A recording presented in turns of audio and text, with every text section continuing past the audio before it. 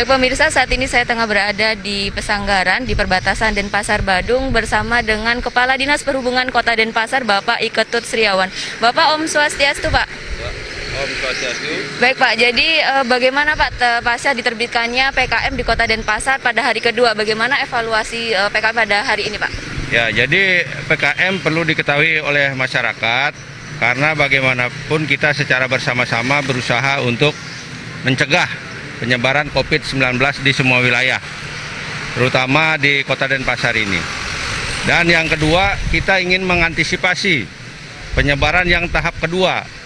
Mudah-mudahan ini tidak terjadi, sehingga PKM ini sebenarnya adalah salah satu alat wahana bagaimana kita mencegah penyebaran virus corona COVID-19 ini yang ada di Kota Denpasar. Itu salah satunya.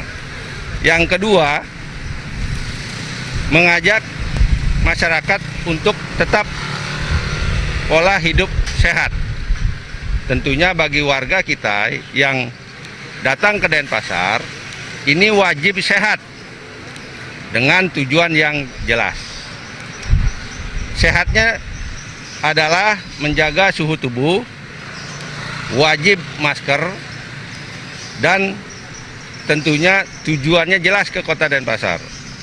Sehingga dari desa tahu bahwa ada warga yang datang. Demikian juga kita di pos-pos perbatasan tidak menutup jalan.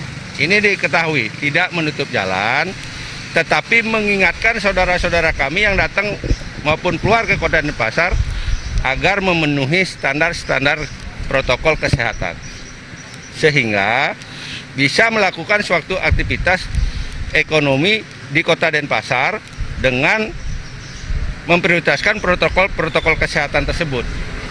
Satu, wajib masker,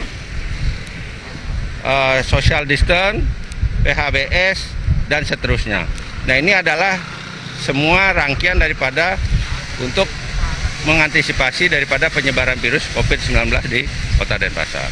Sehingga kami dari rekan Polri, rekan TNI, Pol PP, demikian juga kesehatan, semua men-screening di pintu-pintu perbatasan agar saudara-saudara kita betul-betul sehat melakukan aktivitas ekonominya. Jadi tidak ada yang menutup, sehingga PKM ini adalah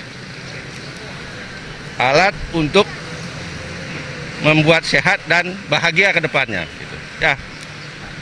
Baik Pak, kemudian bagaimana dengan pelanggaran-pelanggaran yang ditemukan di beberapa titik Pak? Ya, jadi pelanggaran ini kan tidak pidana. Pelanggaran ini adalah untuk mengingatkan warga semua agar disiplin diri, jaga sesama, dan tentunya jaga usaha. Nah, jaga dirinya tentunya dengan identitas yang jelas. Menjaga tubuh yang sehat. Jaga sesama, tentunya kita harus menghormati saudara kita yang di Denpasar agar tidak tertular virus. Begitu juga sebaliknya. Nah, jaga usaha, ini bagaimana aktivitas ekonomi kita tetap bergerak, tetapi dengan catatan social distance, protokol di setiap kegiatan usaha harus terpenuhi. Nah, inilah kita dengan tim posko terpadu ini ingin mengingatkan saudara-saudara kita yang baru mau masuk ke Kota Denpasar. Nah, itu yang mungkin kita bisa informasikan, dan kami berharap kepada semua saudara kami yang datang maupun masuk ke Kota Denpasar agar betul-betul memenuhi protokol kesehatan. Jadi tidak ada pelarangan pintu masuk, tetapi prioritasnya adalah sehat dan tujuan jelas. Baik Pak, terima kasih informasinya Pak. Sehat selalu Pak. Ya, terima kasih.